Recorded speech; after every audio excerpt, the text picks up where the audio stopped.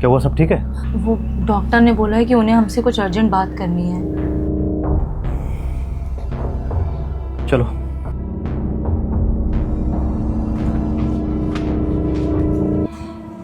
ये दवाइयाँ रेगुलर लेते रहना और अगले महीने फिर आ जाना आप। डॉक्टर साहब आइए आइए बैठिए।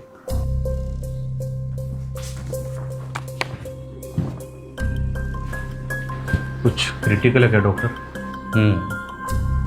कह सकते हैं।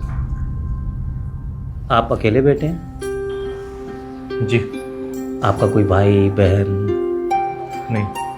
देखिए आपके फादर अब स्टेज पे हैं जहाँ पे उनके ऑर्गन्स लगभग फेल होने की कंडीशन पे हैं। सर्जरी कर नहीं सकते क्योंकि रिकवरी के चांसेस बहुत कम हैं। तो हम क्या किसी दूसरे हॉस्पिटल में ट्राई करें? हाँ हाँ ज़रूर, और मन की तसल्ली के लिए करना भी चाहिए, लेकिन कोई फ़ायदा नहीं होगा। टाइम और पैसा दोनों वेस्ट होंगे। बाकी आपकी मर्ज़ी है, आप आइए मेरे साथ एक बार।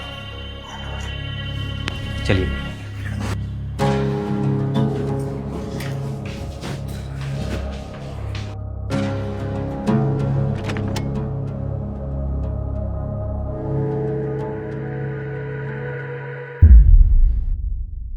देखिए इस समय जो आपके फादर की कंडीशन है, मैं आपको सजेस्ट करूंगा कि आप इन्हें घर ले जाइए और देखभाल कीजिए। कुछ दवाइयाँ लिख के दे दूंगा जो रेगुलर बेसिस पे आप इन्हें देते रहिएगा।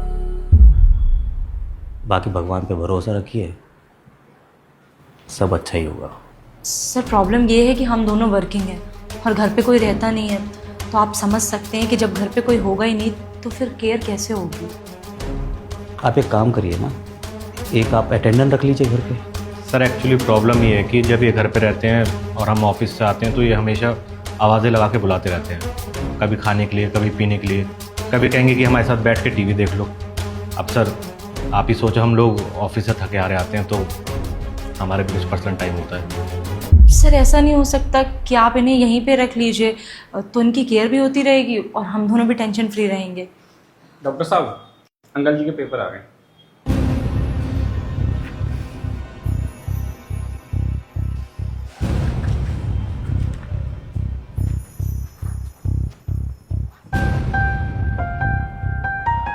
आइए एक मिनट।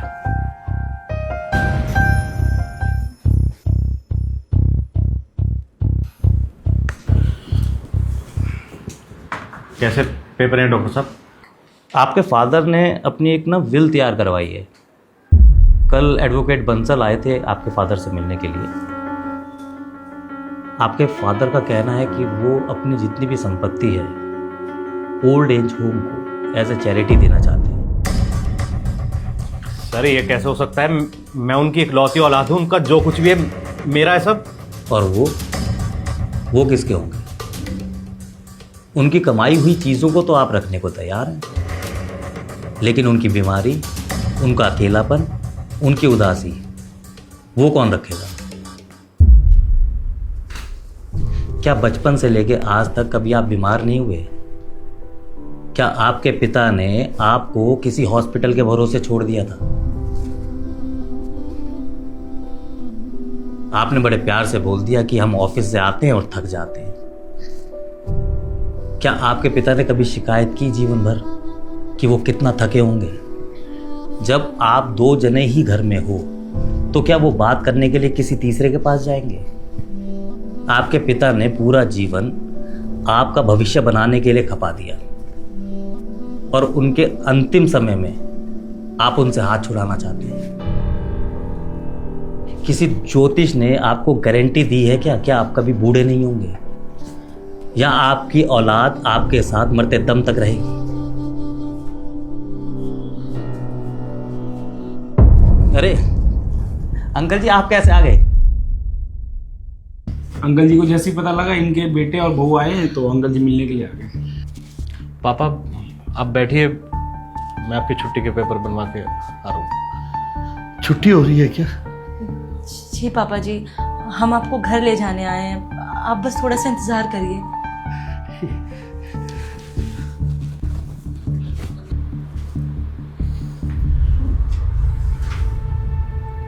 सॉरी डॉक्टर साहब। सॉरी नहीं, बात को समझने की कोशिश कीजिए। रिश्ते भले ही ऊपर वाला बना के भेजता है, लेकिन निभाना नीचे वालों को ही पड़ता है।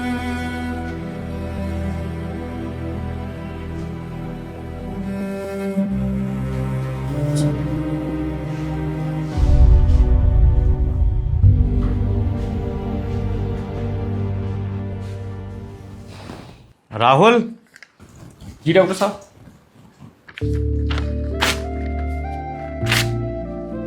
ये डस्टबिन में फेंको। आपने उनसे झूठ क्यों बोला? क्योंकि हमें डॉक्टरी में सिखाया गया है कुछ बीमारियां दवाइयों से ठीक होती हैं और कुछ बातों से।